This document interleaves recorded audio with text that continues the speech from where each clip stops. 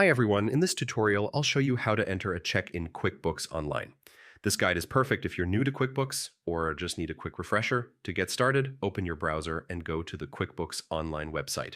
At the top right corner, click the Sign In button, enter your email and password to securely log into your account. Once you're on the dashboard, click the New button on the left side menu. From the drop-down options, choose Check. This opens the check entry form. First, enter the payee's name. If the payee isn't already in your system, you can easily add them as a new vendor. Next, select the correct bank account from which the check will be issued. This step is important if you manage multiple accounts.